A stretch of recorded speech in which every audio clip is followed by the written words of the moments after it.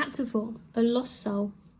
The throne room was modern and high-tech compared to the rest of Buckingham Palace, which had not changed for centuries. The walls, floor and ceiling were silver metal. One side was covered with a giant television screen, affording any view of the palace imaginable from a roving flying robot. In front of the screen was a figure, slumped on the throne. The king. The man was only in his 50s, but he looked a good deal older. He had a long grey beard and deep, dark circles round his eyes. His appearance had changed rapidly over the years. This once handsome, upright man, full of life and love and laughter, had become an empty shell. Alfred thought that something must have happened to him, something terrible, to make him like this. Father was a completely different man from how he'd been when Alfred was a toddler. It was disturbing to witness such a change in him. As always, the king was wearing his silk pyjamas and dressing gown. He never got dressed or shaved or even washed. You would never guess he was the king. Once he'd been a great guardian of the British people. Now he was seen as their enemy. Behind the king stood the Lord Protector, his long, thin fingers creeping onto the back of the throne. "Lord Protector, what in the name of Great Britain do you think you are doing?" demanded the Queen. The Lord Protector looked past her and the two royal guards. He'd spotted the prince crouching behind them. "Well, well, well, we have an uninvited guest," he purred. "What?" demanded the Queen. She looked round to see her son lurking there. "I'm sorry, Mama." The Queen was furious. "Alfred, I told you to stay in your room." "I know, but I couldn't just let them take you away, not without a fight." The Queen mouthed, "I love you," to her son, and the boy mouthed, "I love you too," back. "Father!" shouted Alfred. "They are taking Mama away. You have to stop them." The king turned to his son, but his eyes had an absence about them, as if there were a deep sadness that no one could reach. He was staring at Alfred, but seemed to look right through him into space. There appeared to be no thought or feeling within him. "Your Royal Highness," began the Lord Protector, "with respect, this is neither the time nor the place for one of such tender years. Please let me call your Nanny. She can escort you safely back to your room." "No," snapped the boy, finding a strength he didn't know he had. "No?" The Lord Protector had a way of being perfectly unruffled. "No! I demand to know what you are doing with my mother." The Queen allowed herself a smile, as if to say, "That's my boy." "Father, please help us." The king held up his hand as if to say, "Enough." At once his son noticed nasty cuts on the palm of his father's hand. He'd seen these before, although when he asked, his father had no memory whatsoever of how they'd got there. The Lord Protector smirked. He spoke softly and slowly, not meeting the boy's anger. "There must be some misunderstanding, Your Royal Highness. I'm not doing anything to your mother, the Queen. I'm merely a servant of the king." The Queen glanced sadly at the king. "My husband is a lost soul and has been for many years, thanks to you." "No, this is your doing, Lord Protector," she stated. "What a title you have! Protector? You protect nothing and nobody other than yourself. You're destroying this kingdom, but you are not going to destroy me." The Lord Protector smiled and sighed. "Please forgive me, Your Majesty, but you are quite wrong. This is not my doing. Your arrest is a direct order from your husband, the king." Neither the Queen nor the Prince could believe what they were hearing. "Father?" called out the boy, but the man did not respond. "Father!" The king's black eyes became to some semblance of life and fixed on his son. "Alfred?" he asked. "Is that you?" "Yes, father, it's me, your son, Alfred." It had been days since he'd seen his father, and he seemed more distant than ever. "What are you doing, father? Mother's been taken away by the guards, and Lord Protector says it's on your direct order." The king gathered his thoughts and began. He spoke slowly and softly. "The revolutionaries struck again tonight. St. Paul's Cathedral had been destroyed." "A place of worship," sighed the Lord Protector. "Cruel and callous, even by the standard of the revolutionary scum." "What on earth has it got to do with me?" demanded the Queen. The Lord Protector's mouth twitched into a ghoulish grin, but he said nothing. The king continued, refusing to look his wife in the eye.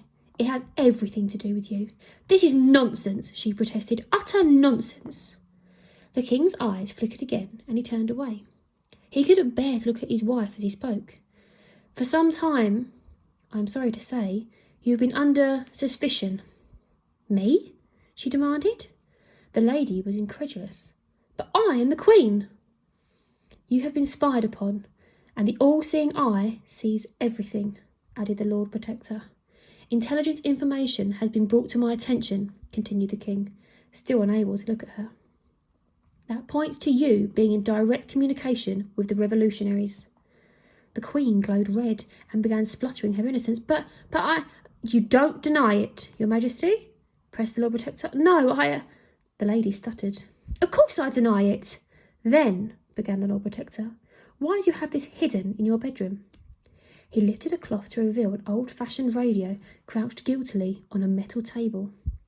It had a microphone, a speaker, and an aerial, and looked as if it were dated back nearly 200 years to World War II. I have never seen that before in my life, protested the Queen. It was found hidden in a secret compartment in your dressing room. The radio crackled into life. A muffled voice in the other end said, This is Spectre, calling Virginia, over. Do you read me? The Queen bowed her head. Alfred thought he recognised that voice, but he couldn't be sure. A voice from his dim and distant past, perhaps? Regina, the Latin word for queen, began the Lord Protector. Hundreds of coded messages going back and forth over the last few weeks. Here, in the throne room, we intercepted them all. Then tonight, moments after your last message, kaboom! Another precious building in flames. Sickening. Absolutely sickening. Alfred couldn't believe it. Didn't want to believe it. But he knew from the look on his mother's face that it was true. Mama, how could you? The revolutionaries are evil. They want to kill us all, he exclaimed. I can explain, she spluttered, turning to the king. My darling husband, you've changed. Something has happened to you, something very wrong, and I don't know what. Please, I beg you, don't do this. The Lord Protector turned to the king. Your Majesty, what would you like me to do with a traitor? Alfred was stunned into silence as that dreaded word sank in. Traitor. Take her to the tower, ordered the king. No, screamed the queen. Henry, it's me, your wife, the mother of your child. I love you. Why are you doing this to me? Or is this really all the work of the Lord Protector? Has he under some kind of spell? On the Lord Protector's nod, the royal guard seized her arms tightly and began dragging her out of the room. Mama! Cried Alfred, and he reached out to grab her hand. Before he could, a guard shoved him away. Ugh! The boy fell to the floor. Thud! And now, you are now the kingdom's only hope, said the Queen. Goodbye, Lionheart. Alfred watched as the huge metal doors to the throne room slid open, whoosh, and closed behind her. His mother was gone, perhaps forever. The Lord Protector paced over to the prince. There, he said, reaching out to comfort him. No, I don't want you. I want my mama back. Please, I beg you. Your Royal Highness, I realise this is deeply upsetting news, that your mother, the Queen, is a traitor. But I want you to know that I am always here for you. I am, and will forever be, your loyal servant. If you need to talk about your feelings, you know my door is always open, as it has been for your father. Please leave me now, said the king, still staring off into space. I need to be alone. Of course, your majesty, replied the Lord Protector. He took the prince tightly by the hand. This must be a difficult time for you, more than any of us. Still holding the boy tightly by the hand, he made his way over to the metal door. Father, said Alfred, turning towards the king. Please, you heard her, his majesty. Your father needs to be alone, said the Lord Protector. Mama is a good person, said the boy. The best. If she did this, there must be a reason. The reason is that there is evil inside her, interjected the Lord Protector. The Tower of London is the best place for her. The executioner should be able to cast the evil out, by hook or by crook. Alfred gulped. Whatever by hook or by crook meant, it sounded deadly. No one sent to the Tower of London ever came back. Now come on, young prince, A sickly child like you shouldn't be out of bed at this late hour. You might catch a death, said the Lord Protector. You'll be king yourself one day. We wouldn't want anything happening to you now, would we? A huge metal door slid open. Whoosh! And he led the boy out of the throne room. Alfred allowed himself one last glimpse of his father. He was searching for a flicker of kindness in his eyes, a shadow of the man that he used to be. But there was nothing. Chapter 5. Unblinking Stare. As the Lord Protector led him slowly along the corridor, Alfred could sense something hovering. He looked round to see a giant eye staring back at him. It was the all-seeing eye, a huge, roving robot camera.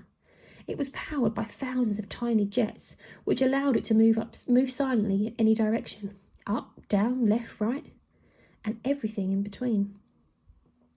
The all-seeing eye could soar high up into the air, above the palace to see for miles around, or glide silently down into the depths of the building.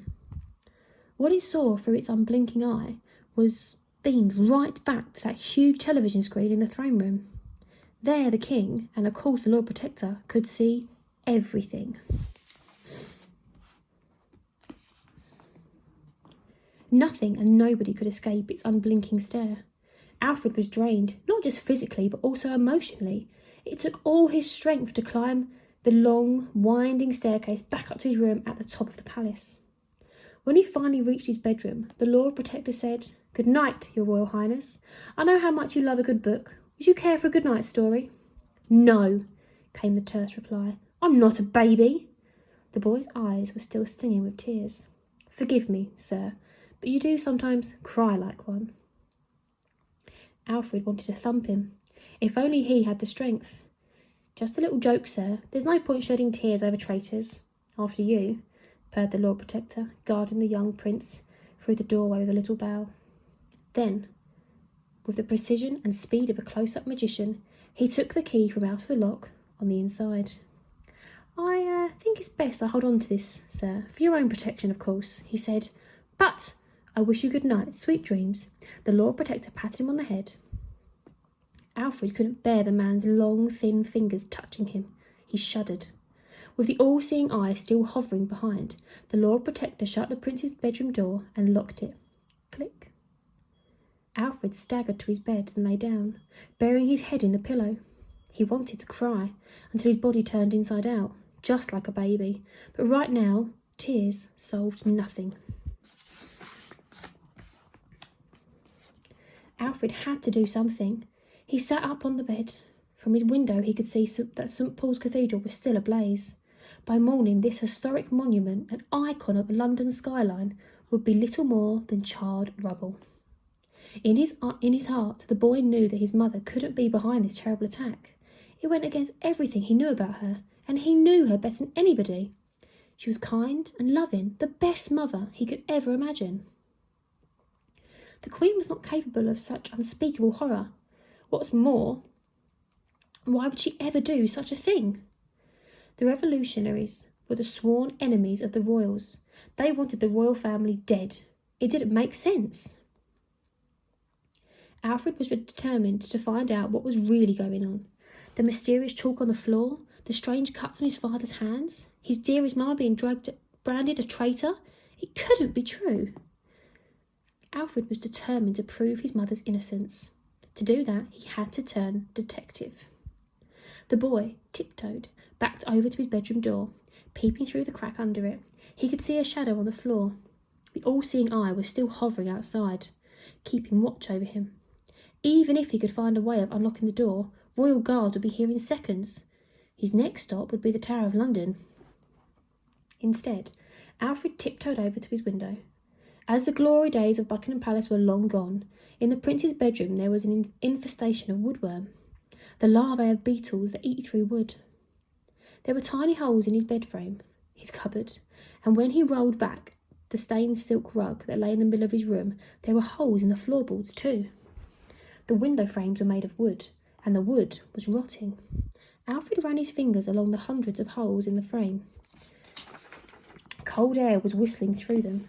That meant that, even though the glass was bulletproof, there might be a way of taking the whole window out. Alfred crept over to his wardrobe. He pulled a wire coat hanger off the rail. Clank. But next, he untwisted it. Rink-dink-kink. Then bent it so he was left with a long metal rod. He made sure that the end had a little bend in it, then fed it through one of the tiny holes. Next, he grabbed another coat hanger. Clank. And did the same to the hole below. Then another two on the other side of the window, top and bottom. Now, already feeling the worse for wear, Alfred gathered up the ends of all 4 coat hangers in his hand and pulled. At first, nothing happened. No wonder. It was a real struggle for the boy to muster any strength in his thin little arms. Alfred took a deep breath and pulled again, harder this time. Still nothing. Then he closed his eyes and yanked at the ends of the coat hangers as hard as he possibly could. Success! The whole window came loose. Now a huge slab of glass was coming straight towards him. Whoosh! It was so heavy it could flatten him. Just in time, he caught it in his hands. Chonk! Oof! Immediately, Alfred realised he wasn't strong enough to keep holding it, and so lowered it to the floor as slowly and silently as he could. Thunk! A blast of cold air swept into his bedroom. Whoosh! Alfred hadn't breathed air from the outside for as long as he could remember. Next he peered out. There was a drain pipe on the wall, within arm's reach that he might be able to climb down. However, he couldn't just leave the window frame lying there. A missing window on the inside of Buckingham Palace would arouse suspicion. So, he righted it, swapped the coat hangers to the other side, and stepped out onto the slippery windowsill. Suddenly, it dawned on Alfred that it was an awfully long way down from the top to the palace to the bottom, and if he lost his grip, he'd be nothing more than human jam. Human jam is considered to be the most revolting of all jams. Other unpopular varieties include snot jam, toenail, grot jam, ball-bearing jam, superglue jam, smell sock jam, hedgehog jam, earwax jam, gravel jam, wasp jam, and stinging nettle jam. Next, using his weight as a lever, he pulled the window back into place from the outside. Stonk! Then, summoning all his strength, Alfred shimmied over to the drain pipe. Avoiding the Royal Guard searchlights that raked the walls day and night, looking for intruders, the boy slid over to the other side. Right next to his room was the king's bedroom. He and the queen had had separate bedrooms for as long as Alfred could remember. The room was vast with a huge 4-poster bed, 2 sofas arranged around a coffee table, and a marble fireplace. From outside the window, Alfred saw his father sitting alone on the end of his bed. The man stared straight ahead. At first, Alfred was worried that his father had glimpsed him. But no, the man was staring into space. The king rubbed the palms of his hands together. That is where those strange cuts were. Just then, the door to the king's bedroom opened. Click. It was the Lord Protector. Alfred ducked out of view. Then, after a few moments, the boy lifted his head so he could peer through the window again. He could see the Lord Protector leading his father off somewhere. But where? As the king's bedroom door closed behind them, Alfred began his slow descent down the drain pipe. The next window was the library. This one was one of the largest rooms in the palace, stocked from top to bottom with antique books, all of them extraordinary, some even unique. Alfred was surprised not to see the Lord Protector in the library. He was often to be found there alone, reading late into the night. The library was where the man had begun his career at Buckingham Palace, all those years ago when he was just a humble librarian. This was decades before he became Lord Protector. There was a narrow gap in the curtains, and Alfred manoeuvred himself closer to the glass so he could peek through. The lights were out and the room was dark, but the light of a candle flickered in the gloom. There was a lone figure with their back to the window. Who were they, and what were they doing? It was hard to make out. Alfred kept very still and watched. Someone was trying to force open the cabinet that held the most special books. Frantically, though, as if their life depended on it. Alfred pressed his face right up against the window to get a better look. But as he did, he lost his footing for a moment, and his head hit the glass. Thunk! Immediately, the candle was blown out, and the library was plunged into darkness. Alfred moved out of sight of the window, Just then, a searchlight came towards him. Were the royal guards going to shoot him from the ground? Alfred stayed as still as a stone gargoyle right next to him on the wall of the palace as the searchlight passed over him. The prince didn't even dare take a breath. Then he heard the sound of the window opening. Shunt! Just as he tried to hurry back up the drainpipe, a hand reached out of the window and yanked him inside. Ah! He screamed. Chapter 6. Dead of Night. What are you doing out here in the dead of night? Demanded a voice. Alfred was laying on the floor of the palace library with a figure looming over him. He knew that voice better than his own. Nanny? Shush! She shushed. It is you. Yes, I know it's me, and you know it's me. We don't need the whole wide world knowing about it. What are you doing here? Asked the boy, scrambling to his feet. I asked first, replied Nanny. This lady must have had a name, but everyone called her Nanny. The plump and cheery old girl was in her 80s. She was so old that she'd been alive when there was still sunlight over Britain, before the darkness came. Nanny had looked over 2 generations of royal children, the prince and his father, the king. As a result, she was one of the most trusted members of the royal household. Needless to say, Nanny was the person you would least expect to see up to no good in the dead of night. Well, began Alfred, I was looking for something. What? I don't know. How can you look for something you don't know what you're looking for? It's a good question, he replied. I think I'll know when I find it. Now what are you doing here? Just browsing. Browsing? I'm looking for a book. What book? Nanny quickly changed the subject. Look at you, you'll catch your death. A sickly child like you, abseiling down Buckingham Palace dressed only in your pyjamas. You must have gone bananas. Now come here, my little prince. The lady drew the boy close and gave him a big hug. Instantly she could feel how cold he was. Alfred looked over her shoulder and saw that the Book of Albion was not in its usual place under the cabinet. Instead, it was on a pile of books on a small table. He thought that was strange, but said nothing. Oh, you're frozen solid, continued Nanny. We'll have to put you straight in a steaming hot bath. Now, come on. No, replied the prince. What do you mean, no? I haven't come this far to be put in the bath. Shower? No. Sink? No. No, barked the boy. Why on earth would he need a bidet at this moment in time? I'm looking for an answer, stated Alfred. An answer to what? Asked Nanny. To why my mother was taken to the tower. Nanny shook her head and tutted. Oh, yes, I heard your poor mother being dragged away, shouting and screaming, she was. I tried to stop the guards. You did? Asked Alfred. Oh, yes, gave them peace of my mind and no mistake. Even jumped on the back of one. What happened? The old lady shook her head sorrowfully. I was no match for them. Must have been 6 of them taking her off.